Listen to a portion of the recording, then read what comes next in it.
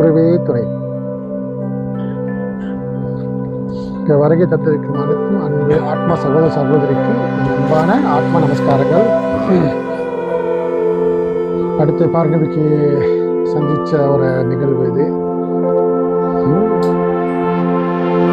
சரி, எல்லாரும் ஜெபம் பண்ணீங்க, என்ன பண்ணீங்க?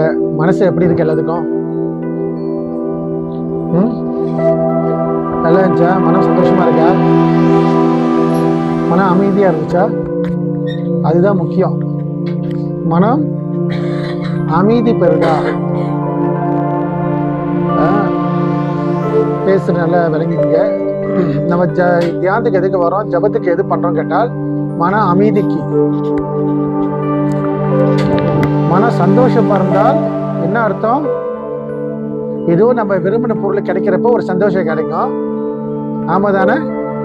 நம்ம விரும்பி சாப்பிட்ற பொருள் கிடைச்சா சந்தோஷம் கிடைக்கும். நம்ம விரும்பின விஷயத்தை யாரும் பேசினா நமக்கு சந்தோஷம் கிடைக்கும். மன சந்தோஷத்துக்கும் மன அமைதிக்கும் வேற்றுமை இருக்கா இல்லையா? இருக்கீங்களா? இருக்கீங்களா? மன சந்தோஷத்துக்கும் மன அமைதிக்கும் சில மாற்றங்கள் இருக்கா இல்லையா? அதுக்கு மன சந்தோஷம் வந்தால் ஏதோ நம்ம விரும்பின விஷயம் நடக்கிறப்ப நமக்கு மனம் சந்தோஷப்படுது. ஆனா மன அமைதி என்பது எப்படி? மன அமைதி இருந்தா என்ன? மனம் அமைதி என்பது மனதோட சுயநிலை, ஆத்மோட சுயம்பு நிலை, ஆத்மோட யதார்த்த நிலை அமைதி. சரிங்களா? அமைதின்னு சொல்றப்ப ஆத்மாவோட யதார்த்த நிலை தான் அமைதி. மனம் அந்த ஆத்மாவோட ஒன்று கலந்து இருக்கப்ப மனம் அமைதி பெறும். எண்ணங்கள் அற்ற நிலை, எண்ணங்கள் அற்ற நிலை, எண்ணங்களை உதிக்காது தானே, அது பேர் தான் மன அமைதி. மனம் சந்தோஷப்பட்டுன்னு சொன்னால் என்ன அர்த்தம்? மனம் ஏதோ ஒன்று நம்ம பயிற்சி பண்றப்ப உள்ள ஏதோ ஒரு அனுபவமோ இல்லை ஏதோ ஒரு விஷயம் நடக்கிறப்ப நம்மளுக்கு ஒரு சந்தோஷம் உண்டாகும். ஒரு சந்தோஷம் உண்டாகும். அது என்ன நடக்குதுன்னா அந்த அனுபவம் வரப்ப ஒரு சந்தோஷம் இருக்கும். அனுபவம் போன பிறகு அந்த சந்தோஷம் அதோட போயிடும். வித்தியாசம் தெரிஞ்சுங்க.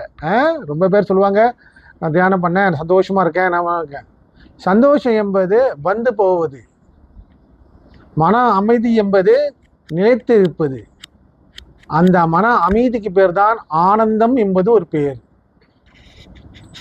மனம் அமைதி அடைப்பதான் அதுக்கு ஆனந்தம் என்பது பேர். ஏன்னா நம் ஆத்மாவே பேரானந்தம், நம்ம ஆத்மாவே பேரானந்தம். அப்ப இந்த மனம் ஜீவனோட ஆத்மாவோட ஒன்று கலக்கிறப்ப அது எந்த நிலையடையும்? அமைதி நிலையடையும். அமைதி நிலையப்ப நம்மளுக்கு ஒரு ஆனந்தம் வெளிப்படும், பேரானந்தம் வெளிப்படும். அதுக்கு பேரு ஆனந்தம், பேரானந்தம். சந்தோஷம் அல்ல.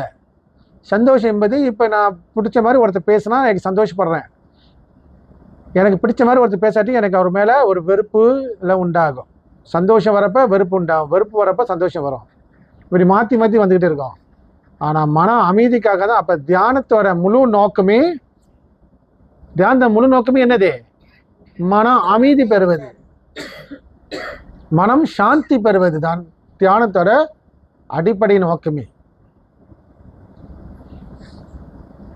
அதாவது நம்ம இங்க வருவது எதுக்காக கேட்டால் யாரும் சந்தோஷப்படுத்தல்ல,